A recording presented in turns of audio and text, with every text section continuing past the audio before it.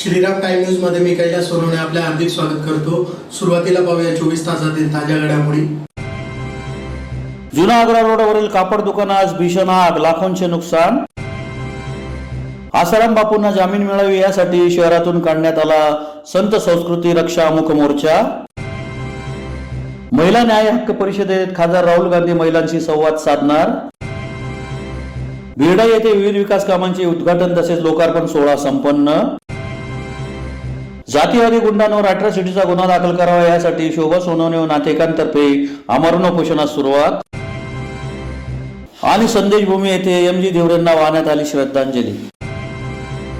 आता बातमीपत्र विस्ताराने। धुळे शहरातील जुना आग्रा रोडवर असलेल्या कृष्णदीप अमरकला या कपड्याच्या दुकानाला रविवारी रात्रीच्या सुमारास अचानक आग लागून आगीत लाखो रुपयांचे कपडे जळून खाक झाले आहेत। मनपाच्या अग्निशमन बंबाद्वारे आगीवर नियंत्रण मिळवण्यात आले। धुळे शहरातील जुना आग्रा रोडवर असलेल्या कृष्णदीप अमरकला या कपड्याच्या दुकानाला रविवारी रात्रीच्या सुमारास अचानक आग लागून या आगीत लाखो रुपयांच्या कपड्यांचा माल जळून खाक झाल्याची घटना घडली आहे। शहरातील मुख्य बाजारपेठेत गांधी पुतळ्याजवळ जुना आग्रा रोड परिसरात कृष्णदीप अमरकला हे कपड्याचे दुकान आहे। या दुकानाच्या बाजूलाच मोठ्या प्रमाणात कपड्यांसह विविध वस्तूंची दुकाने आहेत। रात्री उशिरा इलेक्ट्रिक शॉक सर्किटमुळे या दुकानाला भीषण आग लागली। भीषण आग लागल्याचे लक्षात येताच परिसरातील नागरिकांनी आरडाओरड केली। आगीची माहिती मिळताच तत्काळ अग्निशमक दल घटनास्थळी दाखल झाले। अग्निशमन दलाच्या कर्मचाऱ्यांनी दुकानाचे शटर तोडून पाण्याचा मारा केला। त्यामुळे दुकानात असलेल्या कपडे आणि फर्निचरमधून मोठ्या प्रमाणात धूर निघत असल्याचे अग्निशामक दलाच्या जवानांना मोठी कसरत करावी लागली। कर्मचाऱ्यांनी शर्थीचे प्रयत्न करून आगीवर नियंत्रण मिळवले। घटनेची माहिती मिळताच आझादनगर पोलीस आणि शहर पोलिसांनी घटनास्थळी धाव घेतली। या आगीत दुकानातील लाखो रुपयांचा माल जळून खाक झाला आहे। माझं दुकान कृष्णदीप म्हणून गांधी पुतळ्याजवळ आग्रा रोडवरती आहे। माझं दुकान काल दिनांक 10 मार्च 2024च्या दिवशी रात्री 10:30 वाजेच्या आसपास 10:40च्या आसपास माझं दुकान जळून राख निघालं आहे। माझं दुकान मला शेजारच्यांनी फोन केलं की बाई तुमच्या दुकानामध्ये मधून धूर निघतं आहे, तुम्ही लवकर या।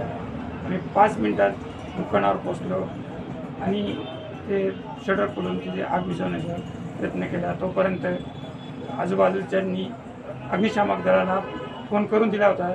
गाड्या पण पोचल्या, आमच्या इथे मागे पुढे असं आग विझवण्यास सुरुवात करून दिली त्यांनी। जवळजवळ 5 बंबे, 2 बंबे पुढे 3 बंबे मागे, असे 5 बंबे जवळजवळ आले होते। त्यांनी पूर्ण प्रयत्न करून आम्हाला मदत केली आणि पूर्ण आग विझवण्याचा प्रयत्न। कितीचं नुकसान? आमचं जो नुकसान आहे जवळपास 50 लाखाचं मटेरियल होता आणि 5 लाखाचं फर्निचरचं नुकसान झालेलं आहे अंदाजे।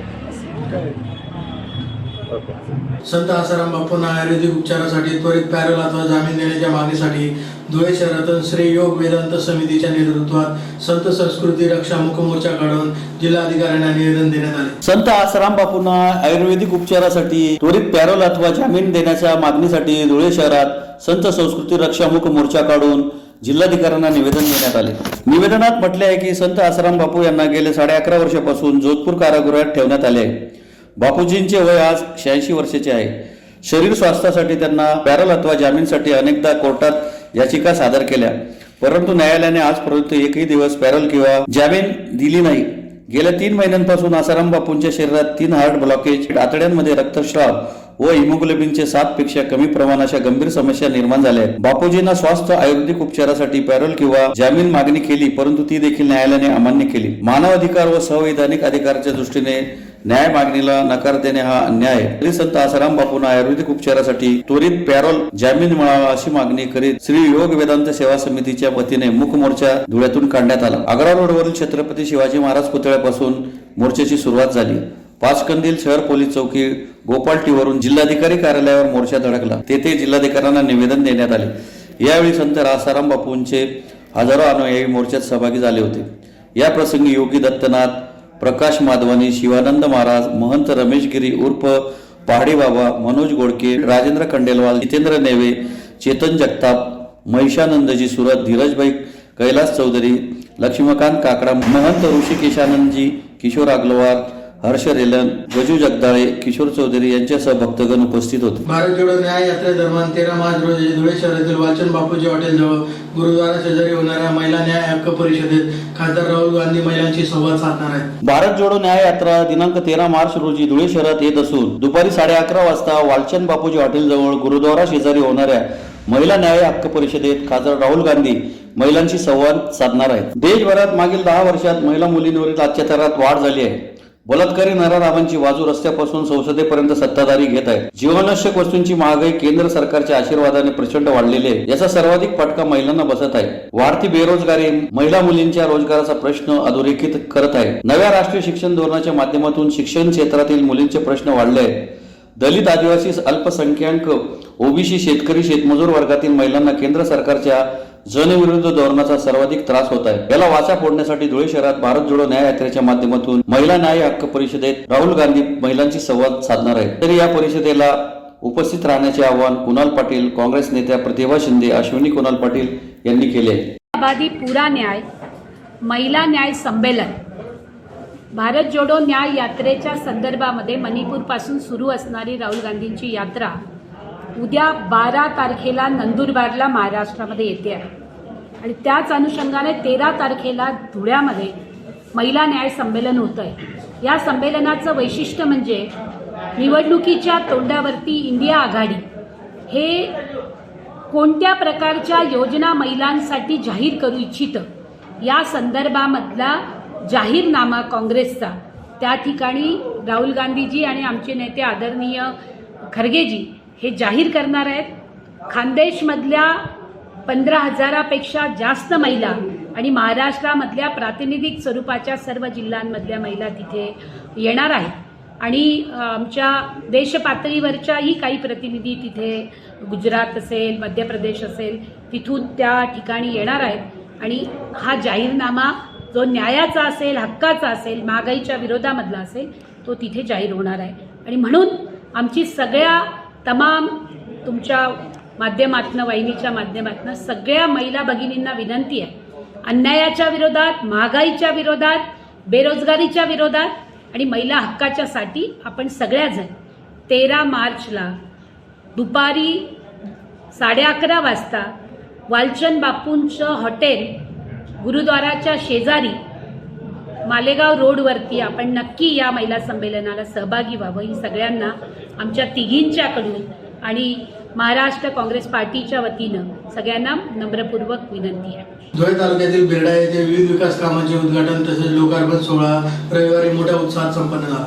धुळे तालुक्यातील बिर्डे येथे विविध विकास कामांचा लोकार्पण सोहळा तसेच महाराष्ट्र ग्रामीण रोजगार हमी योजनेअंतर्गत 10 सिंचन विहिरींचा कार्यारंभ आदेश वाटप व घरकुलांच्या उद्घाटनाचा सोहळा रविवारी संपन्न झाला. भारतीय जनता पार्टीचे जिल्हा सरचिटणीस तथा प्रथम लोकनियुक्त सरपंच इंदुबाई वदाने प्रतिष्ठानचे अध्यक्ष बाळासाहेब वदाने यांच्या मार्गदर्शनाखाली सदर लोकार्पण सोहळा व उद्घाटनाचा कार्यक्रम संपन्न झाला. गेल्या 2 पंचवार्षिक निवडणुकीत सरपंच रेखा पाटील तसेच राजेश पाटील यांनी गावाचा विकास करण्यासाठी विविध कामे खेचून आणली आहेत. त्यात 2 खनिज अंतर्गत जिल्हा परिषद शाळेसमोर रस्ता काँक्रिटीकरण करणे 15 लाख रुपये, 25-15 योजनेअंतर्गत सभा मंडप तयार करणे 10 लाख रुपये, जिल्हा क्रीडा अंतर्गत व्यायामशाळा साहित्याचे लोकार्पण 7 लाख रुपये, जलजीवन मिशन योजनेअंतर्गत पाण्याच्या टाकीचे लोकार्पण 17 लाख रुपये, मोदी आवास योजनेअंतर्गत 49 घरकुलांचे उद्घाटन तसेच MRGS अंतर्गत 10 सिंचन विहिरींचा कार्यारंभ आदेश वाटप असे विविध कामांचे लोकार्पण तथा उद्घाटन करण्यात आले. विशेष म्हणजे मोदी आवास योजनेच्या मॉडेलचे देखील या ठिकाणी उद्घाटन करण्यात आले.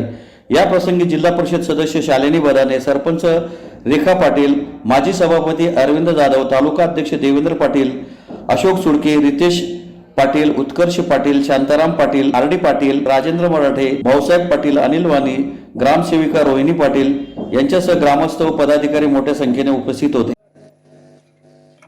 उद्योजक उत्कर्ष भैया, माननीय खासदार साहेबांचे सीए साहेब, शांताराम भाऊ, कमी असल्यामुळे सर्व सन्माननीय व्यासपीठ, कारण आपल्याला पुढच्या नेत्यांनाही बोलायचंय. आज मी तुमचा सर्वांचा आभारी आहे आणि आज मला अतिशय खूप आनंद होतोय की तुम्ही माझ्या छोट्याशा आमंत्रणाला आलेत आणि माझा कार्यक्रमाला तुम्ही भर घातली आणि कार्यक्रम यशस्वीरित्या पार पडतोय माझा. तर आज माझा 49वा वाढदिवस आहे सर. मी 1 वर्षापूर्वीच ठरवलं होतं की मला गावाला काहीतरी द्यायचंय. यदा कदाचित तुम्ही अध्यक्ष असताना मी आंदोलन केले, घरकुल असतील, सिंचन विहीर असतील आणि गायगोटे असतील, त्यावेळेस तुम्हालाही थोडा माझ्यामुळे त्रास झाला. कारण मी सरपंच संघटनेचा अध्यक्ष असल्यामुळे मला तालुक्यातून सरपंचांसाठी काहीतरी करावं असं वाटत होतं. माझा हेतू नव्हता तुम्हाला त्रास देणं. मी ज्यावेळेस 4.5 वर्षापासून विहिरी बंद होत्या, आम्ही आंदोलनं केली, सरांना निवेदन पण दिले. अश्विनीताई त्यावेळेस अध्यक्ष होत्या आणि माझ्यासाठी आपले पालकमंत्री गिरीश भाऊ महाजन यांच्याकडे बी सर माझ्या स्वतः सोबत आले. त्यांनाही सांगितलं की हे सिंचन विहिरी गायगोटे चालू करावेच लागतील, तालुक्याचा उद्रेक झालेला आहे.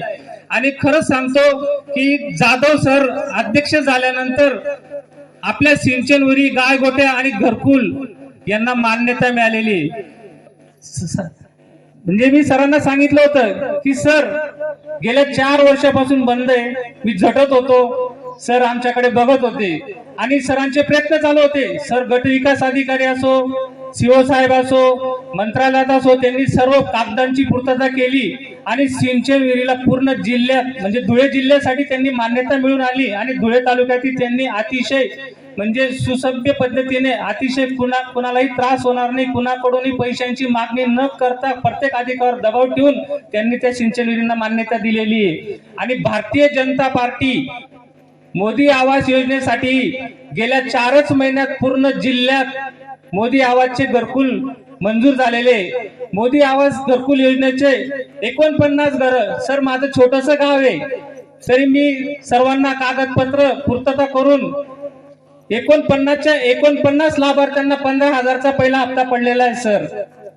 आणि आज सर्व घरकुलवाल्यांना माझी विनंती आहे की तुम्ही घरकुलचे काम चालू करा. आणि जे उर्वरित राहिलेले, बाकीचे असं म्हणतात सर की आमचं नाव नाहीये, पण ज्यावेळेस पुढचं टार्गेट येणार आहे, आता मोदी आवाज झालं, पंतप्रधान आवाज झालं, हळूहळू आपण सर्वांनाच घरकुल देणार आहेत, त्यात शंका नाहीये. आपण जसं जसं म्हणजे प्रत्येकाच्या याच्यानुसार आपण घरकुल दिलेले आहेत.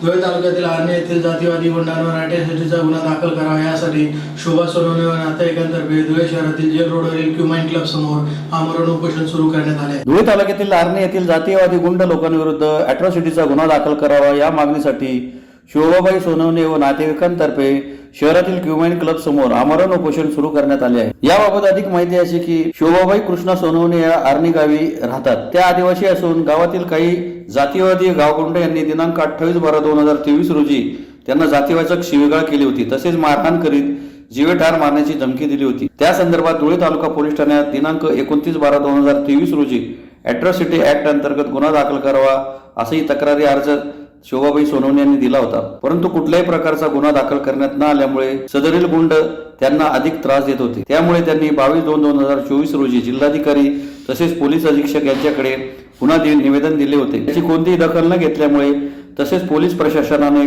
कोणताही गुन्हा न दाखल केल्यामुळे त्यांनी जेल रोड समोरील क्युमाइन क्लब समोर आमरण उपोषण सुरू केले आहे. यावेळी शोभाबाई सोनवणे, प्रशांत वाघ, प्रतिभा ठाकरे, ऋषभ गायकवाड, कल्पेश सोनवणे, शुभम सोनवणे, गायत्री परदेशी आदी उपस्थित होते. आमच्या भगिनी शोभाबाई कृष्णा सोनवणे या आर्णी गावाच्या रहिवासी असून कुटुंबासोबत राहतात.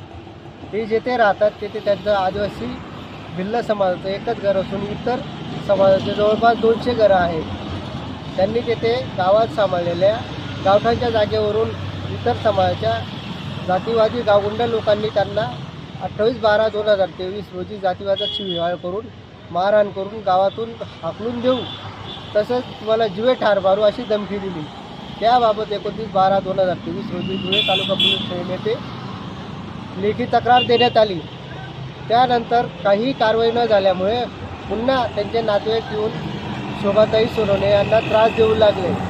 त्या अनुषंगाने 22/2/2024 रोजी माननीय जिल्हाधिकारी साहेब धुळे तसेच माननीय पोलीस अधीक्षक साहेब धुळे यांना निवेदन देण्यात आले होते की संबंधित गावगुंडांवर अॅट्रॉसिटी अंतर्गत गुन्हा दाखल करण्यात यावा, अन्यथा 11/3/2024 रोजी आमरण उपोषण करण्यात येईल असा इशारा देण्यात आला होता.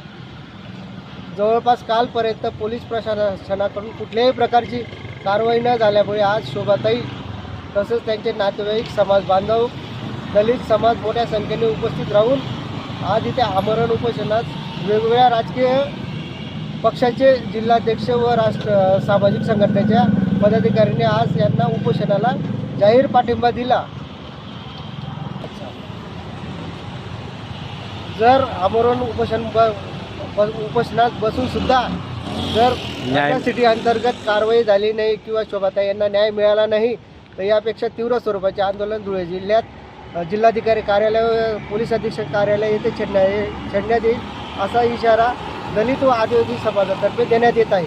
आंबेडकरी चळवळ व कामगार चळवळीतील ज्येष्ठ नेते एम.जी. ढिवरे यांना शहरातील संदेशभूमी येथे श्रद्धांजली वाहण्यासाठी शोकसभेचे आयोजन करण्यात आले होते. आंबेडकरी चळवळ व कामगार चळवळीतील ज्येष्ठ नेते एम.जी. ढिवरे यांना श्रद्धांजली वाहण्यासाठी संदेशभूमी येथे श्रद्धांजली सभेचे आयोजन करण्यात आले होते. यावेळी बनते अमर ज्योती यांनी त्रिशरण पंचशील दिले. यावेळी माजी आमदार शरद पाटील, वाल्मिक दामोदर, प्राचार्य बाबा आतेकर, किशोर डमाले, अविनाश पाटील, संजय शर्मा, सुभाष काकुष्टे यांच्यासह विविध क्षेत्रातील मान्यवरांनी त्यांना आपल्या मनोगतातून श्रद्धांजली वाहिली. सदर कार्यक्रमाचे आयोजन राज चव्हाण, सिद्धार्थ पारेराव, ॲडव्होकेट संतोष जाधव, आनंद सैंदाने, सुरेश बैसाने, योगेश जगताप व त्यांच्या टीमने केले होते. यावेळी त्र्यंबक खरात, किरण जोंधळे, एस.यू. तायडे, एल.आर. राव, आनंद लोंढे, ॲडव्होकेट मधुकर विसे, दत्तू साळवे, योगेश ईशी, वंदना भांबरे, सत्तार शाह, मोहम्मद जैद, नानासाहेब देवरे, देविदास जगताप, प्राध्यापक विलास चव्हाण, ॲडव्होकेट संतोष जाधव, योगेश जगताप, चंद्रशेखर पाटील, रवींद्र इंगळे, अतुल पाटील, दीपक गवळे, संजय डोडरे, राजेंद्र थोरात, संजय आयरे, ॲडव्होकेट चक्षुपाल बोरसे, आनंदा उशिरे, रवींद्र नगराळे, महेंद्र शिरसाट, कुंदन करात, अनिल शिरसाट, चंद्रकांत सत्तेशा, विशाल पगारे, सुरेश लोंढे, सुनील लोंढे, आबा गायकवाड, ईश्वर जाधव, राजेश ओहळ यांच्यासह विविध क्षेत्रातील मान्यवर उपस्थित होते. महाराष्ट्रामध्ये ज्यांनी कार्य केलं ते सगळ्यांची नावं आपण ऐकली. ही चळवळ उभी करणारे हे नेतृत्व असतं.